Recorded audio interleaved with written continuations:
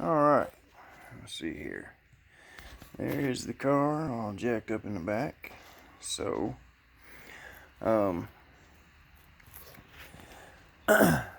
so getting these springs swapped out, actually easier than I thought it would be.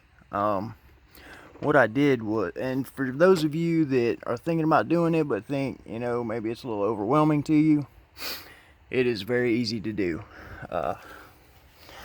What I did was jacked up the car, of course, got the wheels off, and put the jack underneath the rear end and got it up just a little bit, just to get some of the tension off the springs, and then unbolt the U-bolts all the way down to the end so that the spring can come off of the rear end and not have any tension on it. And then I unbolted the back, and it just came right out. And then I unbolted the front, and then finished off the U-bolts, and it came right down. Got the cowl tracks off, and then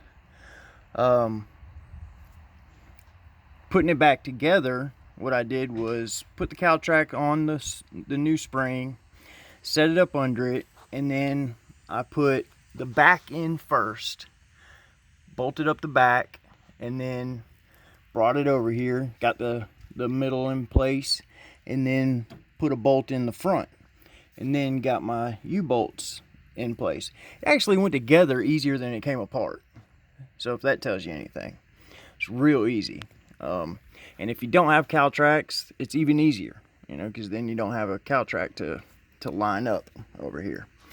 So it's a real easy process. Don't have to take out the rear end at all if you just do one at a time. Now I ran into a problem because I have a 9-inch Ford.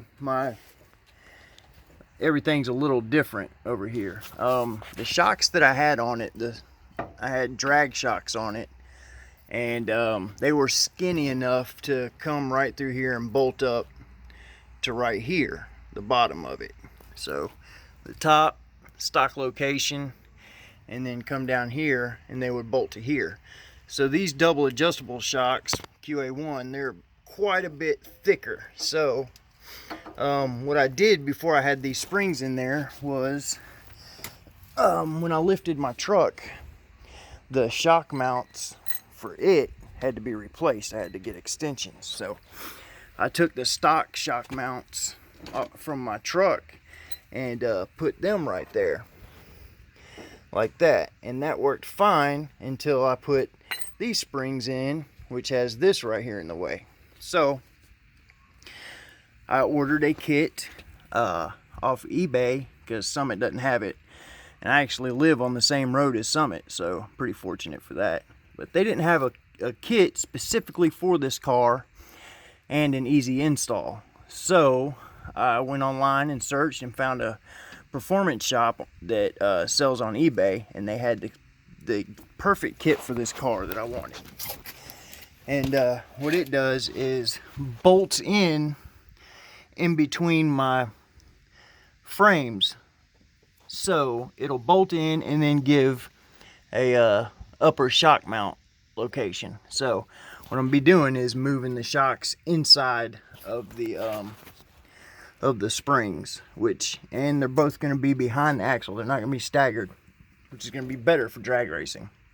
So when that comes in, I'll do a little video on that, showing you how that goes in and see how easy it is. Most of them, you get a bar or a tube or something that goes across the frame rails that you have to weld in, and then you got to find out, how to attach it at the bottom. But this comes with everything that you need.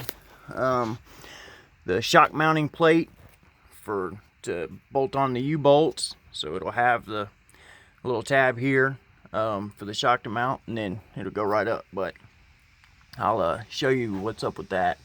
Looks like a real easy process since it's all bolt in. I may do some welding on it, depending on how stable it feels to me. But anyways, this is the new split monoleaf. Super easy install. And now my car can actually utilize the cow tracks and these double adjustable shocks, since it's got a softer spring in it now. The shocks were doing no good with those multi-leafs, like you see over on the passenger side. I haven't done that side yet because of the shock issue I ran into yesterday. Took up all my time. Oh, and also on your stock Nova rear ends, you'll have right here, you'll have a raised plate that has a block that goes in it. I don't have that because of the rear end swap here, so I'm just flat on the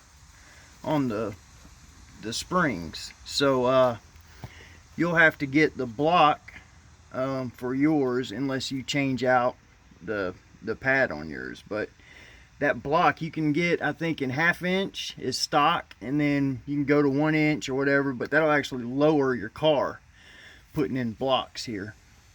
So I don't have that, and I had a problem because, as you see, the multi-leaf is way thicker than the mono leaf, so I put spacers in the bolt so I get enough thread to push it all the way up, and it worked out fine, worked out perfect. So I'm gonna go ahead and do the other spring and be done with this, and then I'll just be waiting for the shock mount kit to come in. So I'm gonna probably have to miss another week of racing waiting on that, but it'll be worth it, definitely worth it. Oh, and these mono leafs, they come with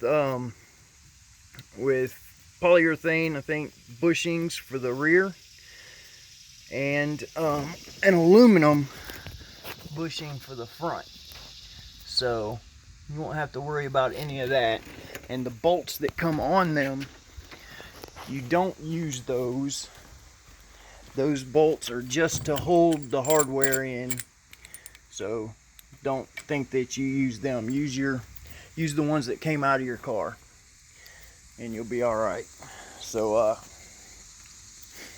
all right, that's pretty much it. If you have any questions, just leave a comment and I'll answer them as soon as I can. But it's real simple install or swap out, and then I'll let you know about the shock.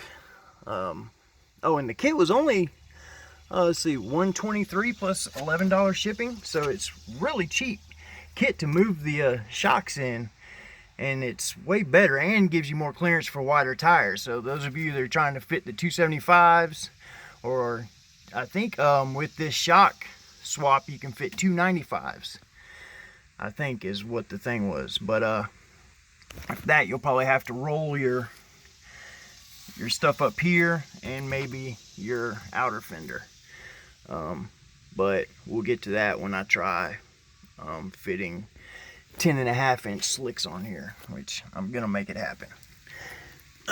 All right, so till next time.